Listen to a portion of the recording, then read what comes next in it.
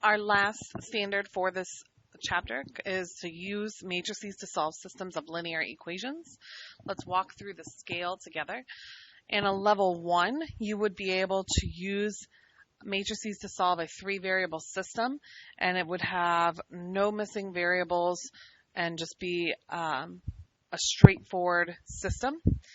In a level 2, you would use matrices to solve a 3-variable system that's not necessarily in standard form, meaning the variables are mixed around and you may have some missing variables, and you can make some minor errors, drop the negative, something along those lines, and still earn a level 2. If you can do it perfectly with that kind of a system, then that's a level 3. And then finally, a level 4 is the ability to write and solve a 3-variable system with a given scenario. You may want to pause the video to copy this information down before we talk about it. So a matrix equation is coming from the system of equations. We take all of the coefficients and write them in order. It's like we pick them up and move just the coefficients over to create their own matrix. That is multiplied by the variable matrix in alphabetical order, and it equals your constant matrix. Now, it's very important that all of your X's, Y's, and Z's, or A, B's, and C's, are all lined up. I also suggest using alphabetical order because that's what you are going to put your matrix for your variable matrix in. Once you have your matrix equation, to actually solve the matrix equation, we make our variable matrix equal to the inverse of our coefficient matrix times our constant matrix. And the order of that does matter, so you can't just write the inverse matrix over here. You do actually need to rewrite it because the inverse of the coefficient matrix times the constant matrix will work, but the reverse of that will give you an error in your calculator, and that's because of matrix multiplication. Those middle dimensions would not match if you flipped it around. You cannot reverse matrix multiplication. So there are 2 steps of work that you have to show in order to have full credit given. That is, what does it look like as a matrix equation? And then what did you use to solve it? When you enter these into your calculator, you would enter in the coefficient matrix and you would enter in your constant matrix.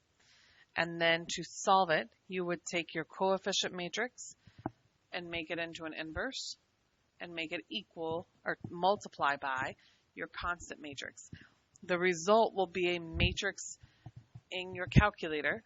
You need to translate that to an ordered triple, so a point, X, Y, and Z in that order. Let's go ahead and take a look at some examples.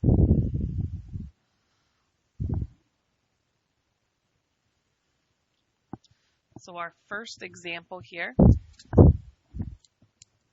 we need to make sure that our A's, B's, and C's are all lined up. And any missing variables, we are going to use 0 for them. So I have negative 3A minus B 4B plus 2C equals 28. A plus 3B minus 4C equals negative 31. And then 2A plus, I don't have any B's, so 0B plus 3C equals 11. Now, it may not be necessary for you to rewrite these with the zeros put in once you kind of get the hang of creating your matrix equations, but it's a good idea to go ahead and do them at least for a little while until you get the hang of it, and it also helps head off any careless errors that you might make when you make your matrix equation. So now that I have taken and rewritten it so that all of my variables are lined up, I can change it into a matrix equation.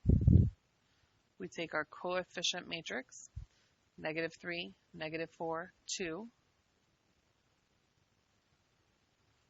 1, because there's nothing written in front, it's a 1, 3, and negative 4,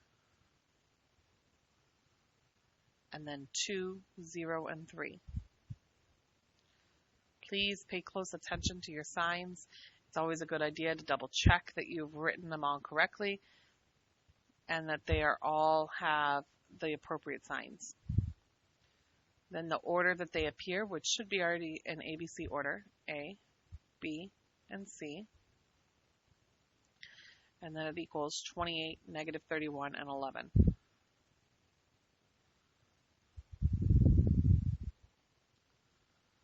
That's step 1. Step 2 is we are going to make our variable matrix, A, B, and C, equal the coefficient matrix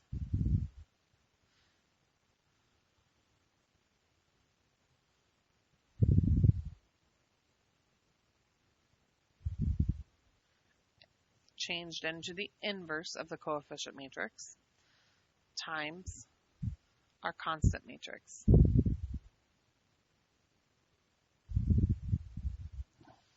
Now we're going to enter this into our calculator.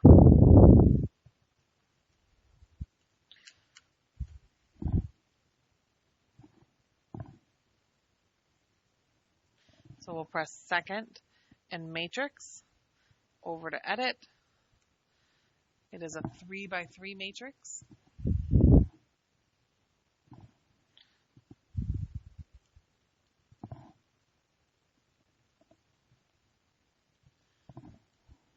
So we have negative 3, negative 4, 2, 1, 3, negative 4, 2, 0, and 3.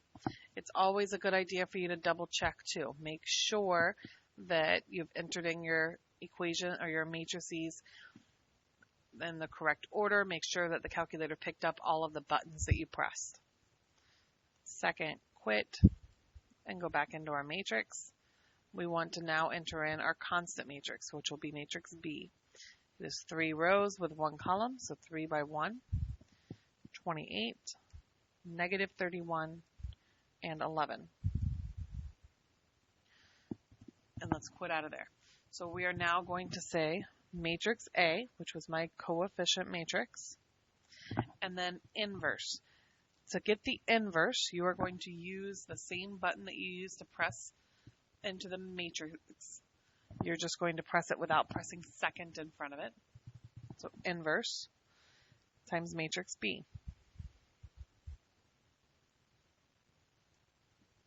And then press enter. So it gave us a matrix as my answer, but I'm going to change that into a point. Negative 2, negative 3, and 5. Let's do another one. Make sure that all of your variables are lined up. So here they are not quite lined up. We want x, then y, then z. So I need to rewrite this equation. So I have no x's plus 3y's minus 5z's equals negative 23. And the other equations are already lined up for me. So my coefficient matrix, 4, 2, 3, negative 2, negative 1, negative 1, 0, 3, and negative 5. Notice how it did not matter whether I moved the first equation down to be the last equation, as long as that's what I also did in the matrix. Times the variable matrix, x, y, and z, equals the constant matrix, 7, negative 3, negative 23. Then to solve, x, y, and z will equal the inverse matrix. So the inverse of my constant or my coefficient matrix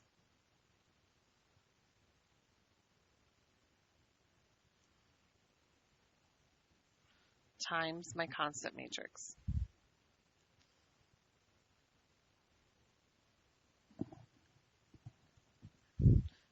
Let's enter that into our calculator. Second and matrix. Over to edit. 3 by 3 matrix.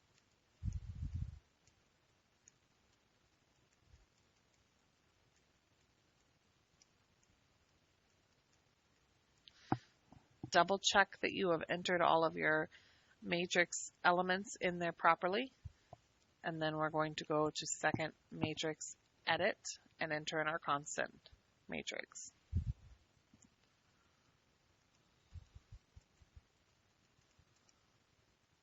Double check that I've entered them in properly. Second quit,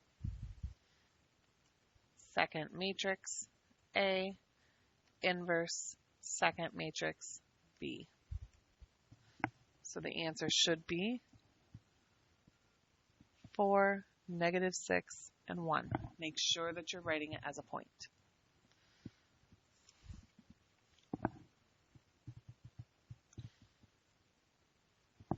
Number 3. So I'm going to take a moment to show you what number 3 would have looked like if we put it into the matrix equations. But there's a reason why I'm not writing it down.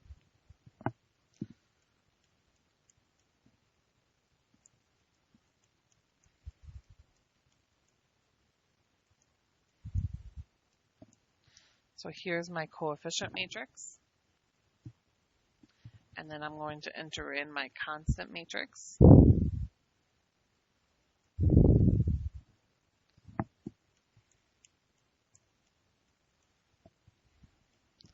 So here's my constant matrix. So now we're going to press second matrix A, inverse second matrix B. And it gives me an error.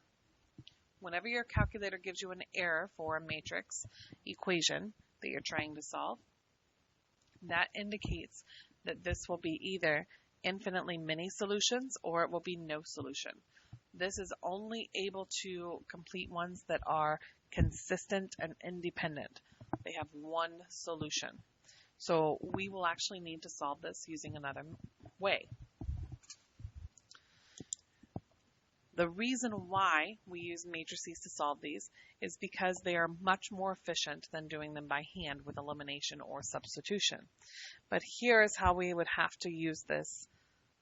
Here, let me try that again. Here is what we would have to do if we're not able to do matrix equations. So we would take the first two equations and we are going to attempt to eliminate one variable. So I'm going to eliminate z. That would mean that I would need to multiply the top equation by 5. So that would give me 15x plus 25y minus 5z equals 60. And then the second equation would just be moved down here as well, but it doesn't need to be multiplied by anything.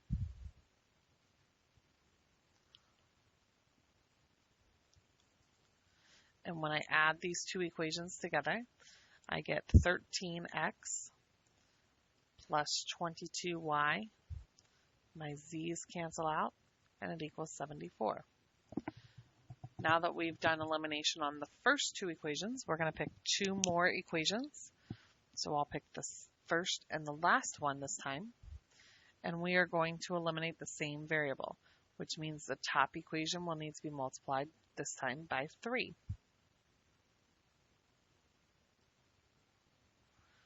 Which will give me 15x plus, 9x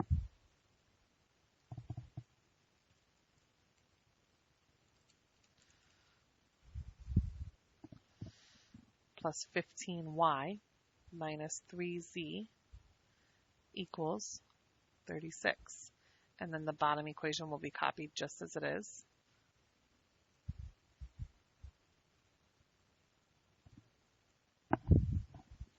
And we will be adding those two equations together. So 9x plus 4x gives me 13x. 15y plus 7y gives me 22y. The z's cancel, and I have 74.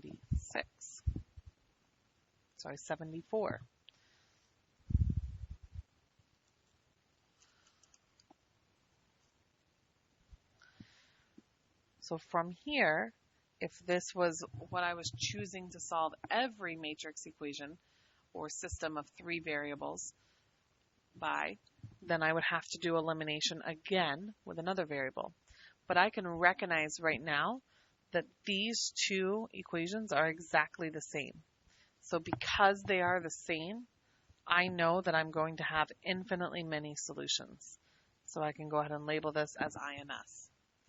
If it was no solution, then they would likely be the same on the left side and have different numbers on the right side.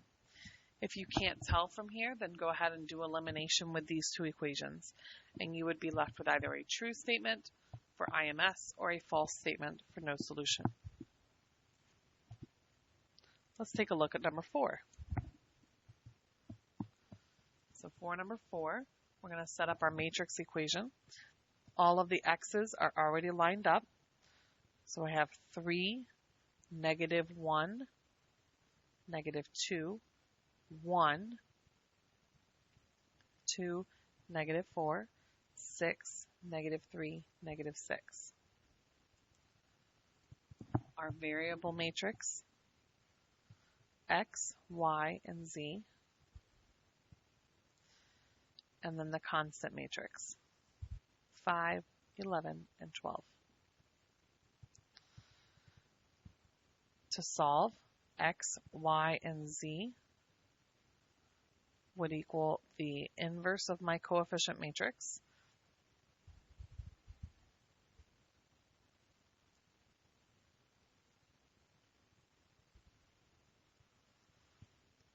times my constant matrix.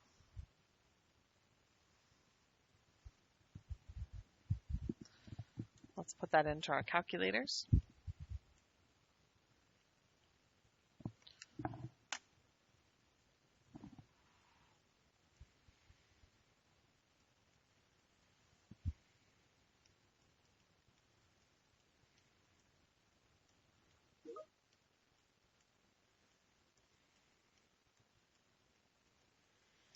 Take a second to double check that they are the correct numbers. And then entering your constant matrix.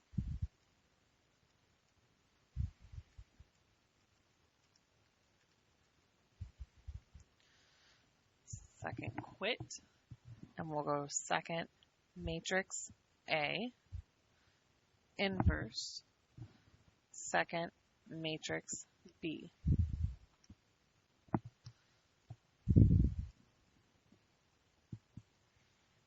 So I have 1, 1.5, and -1.75.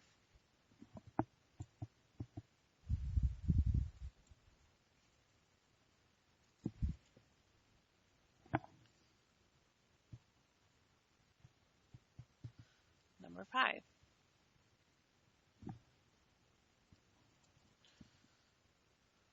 We need to make sure that our variables are lined up appropriately. So we're going to need to rewrite our equations next to it. We have -x minus 0y minus 5z equals -5. -3x plus 1y, and there are no z's, equals 0. Then we have 13x, again no y's, and 2z's, equals 2. Once you take the step to write it with the missing variables in there, then it's easier for you to put it into your matrix equation. -1, 0, -5, -3, 1, and 0, 13, 0, and 2, times the constant matrix of x, y, and z would equal my my constant matrix, variable matrix of x, y, and z would equal my constant matrix. So we'll take x, y, and z. To get it by itself, we would need the inverse coefficient matrix.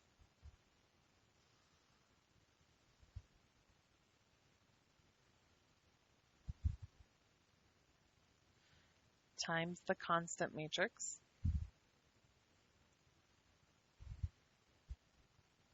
I know it's kind of hard to see there, but this is the inverse symbol next to the coefficient matrix times the constant matrix. So let's go ahead and put this into our calculator. Second matrix, going over to edit, we're just typing right over the same matrix over and over and over again. So -1, 0, -5, and so forth.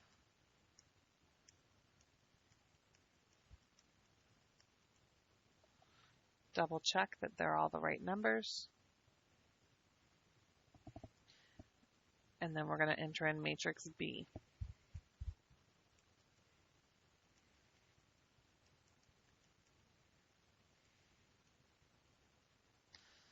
So we're going to quit out of there. Second matrix A, inverse. Please don't forget to press inverse. Second matrix B.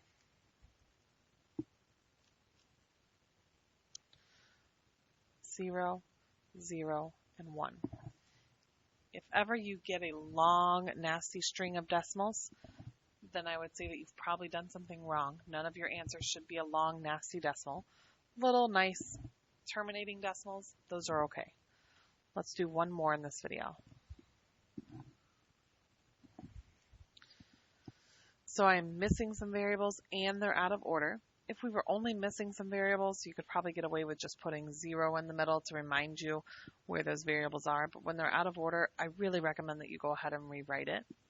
It's so easy to forget that you are going to be swapping some variables when you're writing your variable matrix or your coefficient matrix.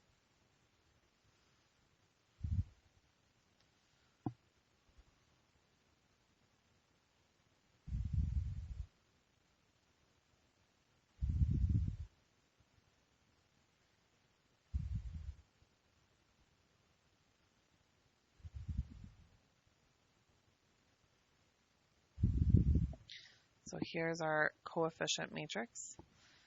-3, 0, and 2, 4, 1, and -2, 1, 1, and 4.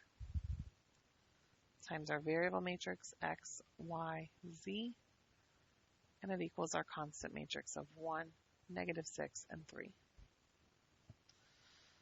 So we have x, y, and z will equal the inverse of our coefficient matrix,